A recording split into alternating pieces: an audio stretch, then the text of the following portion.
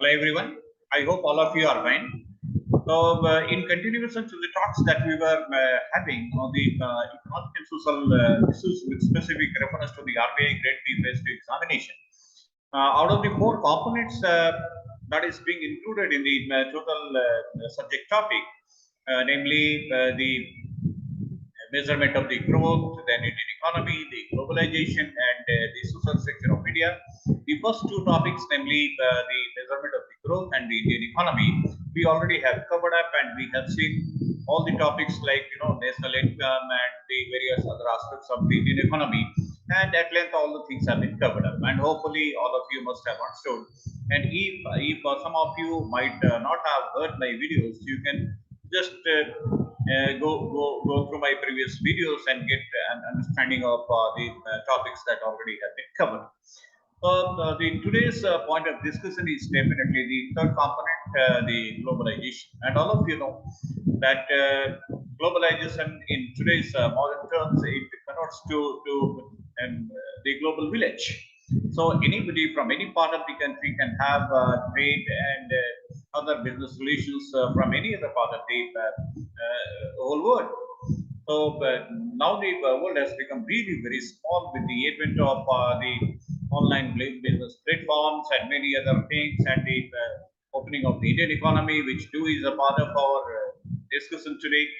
Uh, the modification in the export import policies, the growing international economic relations, all these things have facilitated, in fact, the international trade and financial, cooperations like never before. So, hi, I'm Professor P.K. Pathik, and I'll be discussing at length about all these aspects relating to the globalization. And definitely, this specific term, globalization, is having a positive impact on all of us, and that's the reason why there is no such limitation as no geographical boundaries for that matter, and any irrespective of the demographic setup that you might be included in, you can have all kind of business cooperation from across the globe. So today we'll be having a talk on this topic, but just I want to appeal to all of you to do like, share, comment, and subscribe to my YouTube channel, and keep on receiving the interesting videos on the major aspects of the management topics, the economics topics, and other relevant topics. You also may suggest some of the important topics which have not been covered up, but do form a part of our broader curriculum. You are welcome to give me advice. You can, write the topic in the chat box. You can send me through email, and I'll be more than happy to be giving you a fruitful discussion on those very topics. So now I'm going to share my screen with all of you.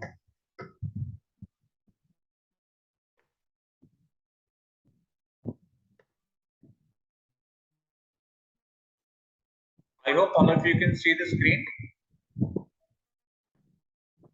Okay. So this is the topic of the day, globalization, and the Indian economy has been opened up with the 91 economic reforms that were taken by the Narasimha Rao government, and the finance minister, the then finance minister, was Dr. Manmohan Singh, who had a lot of courage and conviction to rope into the new economic reforms, thereby uh, eliminating all the kind of license quota Raj permit system that were prevalent before that, and bringing up the economy at par with many other developing nations. So these things will be covered up, as you can see: the opening of the Indian economy, the balance of payment, the export-import policy, the international economic institutions like the IMF, International Monetary Fund, and the World Bank, and also the World Trade Organization. And we'll also be talking about the regional economic cooperation and international economic issues for that matter. So let us begin the topic. As you know, the globalization is the shift towards a more united and interdependent world economy, and with the advent of the high technological advancements, now the things have become more possible than ever before. So it can be divided into two. The one is the globalization of the markets, the other one is globalization of the production. So you must understand what the globalization of market means. It simply means merging of distinctly separate national markets into a global marketplace wherein the taste and preference converge into a global norm. And the globalization of the production means referring to the sources of various goods and services from across the world to take benefit of differences in the cost and quality of the factors of production, such as the land, human labor, energy, and capital, etc. So now you have got no compulsion to just buy the production which is available to you at a high cost. You can explore and you can get it from anywhere where you can find more reasonable prices. Okay. Now, what is the opening of the Indian economic canals? So, as I already told you, the 1991 reforms they paved the way for the opening of the Indian economy. So, what basically it refers? It refers to the liberalization of the country's economic policies initiated in 1991. Okay, so these are known as the neoliberal policies, and this was basically about the impact of the economic crisis that India was facing due to hefty amount of the external debt. So much so that the debt trap of India was at that time very high, and it was largely due to the inefficient management of the economic resources. As I have been telling you right from the beginning, that management is one of the prime issue of concern. And irrespective of what you think about the business failures that are taking place across the globe, 80% of the business failures they are taking up simply because of inefficient management and not because of the lack of funds or for that matter any other reason. So what happened because of inefficient management was that the revenue that Indian government was generating was not enough to fulfill the obligations, and that's the reason why they had to borrow from the foreign banks. So it was very imperative to introduce the new economic reform policy, and that definitely means LPG, that means liberalization, privatization, and globalization. So these reforms were initiated by the government of India to open up the Indian economy, and it opened up for the foreign trade and the investment. So there were very least restrictions after this new economic policy. As far as the balance of payment is concerned, you should know the balance of payment is definitely an overall statement of a country's economic transactions with the rest of the world over a specific period of time. So the gap between the inputs and the outputs income and the outputs, we call it the balance of payments. So this statement actually indicates the receiving from the world and the payments made to the world in the current and capital accounts. So now we'll see specifically what the current account means and what the capital account means. The current account of the balance of payment includes the national net trade in the goods and services, its net transfer payments, and its net earning on the cross-border investment.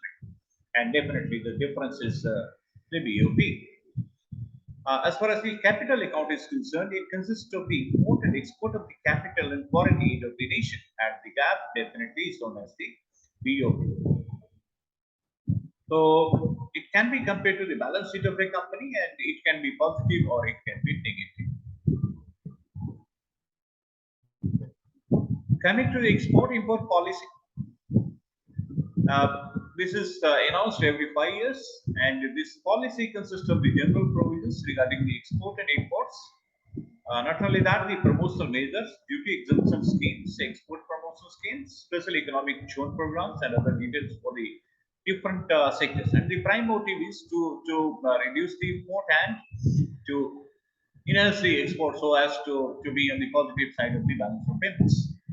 That's the basic motive. Of course, we have not been able to achieve it so far as a country, and our import continues to be more than our exports, which is an area of prime concern. Now let us see the three major international economic institutions. And you know why there was a need to have this kind of institution was the simple reason that many countries, they indulge into export and import to capitalize on the growing international trade. And so therefore it was really imperative to have have certain institutions that can govern all these foreign trades, irrespective of what is the status of the country. And so, what basically these institutions do, they govern the foreign trade practices and ensure a level field to all the countries and promote economic cooperation, so that there is no ambiguity of any kind, and everybody is a level player.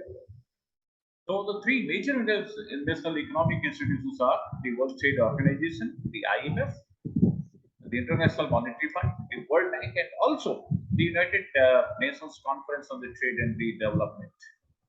Okay, so we'll be referring to these one by one. Let us first see the IMF and the World Bank, and these two have been created for two different purposes. So while the World Bank works with the developing countries to reduce poverty and enhance the prosperity and cooperation, the IMF, on the other hand, it deals with stabilizing the international monetary system, and it acts as a monitor of the world currencies. Okay, so which currency is going strong, which currency is going, weak, and what are the regions, and how it can monitor more effectively. These are all the prime concerns of the IMF. The IMF is headquartered in Washington D.C. With the 189 countries who are signatory to this collaboration, and the underlying motive is to foster the global monetary cooperation, the facilitation of the international trade, securing financial stability, reduce poverty, and promote high employment along with the sustainable development. On the other hand, the World Bank provides grants and loans to the governments of the poor countries so as to alleviate poverty and enhance the living standard of their people, which is part of the sustainable, developmental goals. Is specifically 17 SDGs that were being created by the World Bank and followed even by the IMF. So, World Trade Organization, the third organization, it was established in 1995, and it was to replace the GATT, General Agreement on Tariff and Trade, because it was biased towards some of the Western countries. So this newly formed WTO has been signed by 123 countries, and it was established as a result of the Marrakesh Agreement. It deals with the global rules of the trade across the nations, and it is not having any kind of prejudice or the biasness it was with each GATT. It also deals with the regulation of trade in services, goods, and intellectual property between the countries by providing a framework for regulation, okay, and also for the dispute resolution. So far we have seen the World Bank, the IMF, and the World Trade Organization, and you now know specific roles and references of all these institutions and how important they are in the overall growth and development of the nations across the globe. Now, the regional economic cooperation, by this time you might have understood that the globalization necessitates to have regional economic cooperation. And that's based primarily because of the reason of the emergence of regional trade agreements. What happened with the end of the Cold War and the advent of the information technology, it improved the relationship between the economies of the various countries. Okay.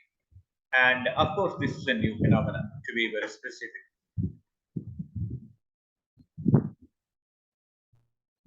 So concluding, we can say that despite the formation of the non-aligned movement and G77 during 1960s, the participating countries made fewer efforts to promote economic cooperation at the regional level till late 70s or even late 80s. But in the recent times, the scenario has totally changed, and in the past 3 to 4 decades, with the advent of the technological advancements and the concept of the global village because of the improving ICT, the things have really changed and the cooperation has gained momentum. And happily, India is a part of the various regional organizations, namely as Asian Development Bank, Indian Asian, SAARC, CECA, and many more. And now the world cannot, afford to ignore the concerns of India as a country in order to ensure that there is an all-round development of all the parts of the globe. So that's it for the day. Hope you might have understood the basic concept of the today's topic. So that's it for the day. You can mail your subject-related queries to this mail ID, and I'll be happily sorting out all your differences or the doubts in the process. And I also advise all of you to just make certain notes from all these slides, because specific information has been provided in these particular slides, and you can definitely make use of them in terms of specific notes, one-liner notes, and they are going to prove to be very useful to you during the revision times, just at the neck of the moment. So that's it for the day. Uh, Thank you very much for being consistent watching my video till the end. Thank you so much. We will be back with another video that is on the social structure in India. And till then, enjoy, and God bless you. Thank you very much, and have a nice day.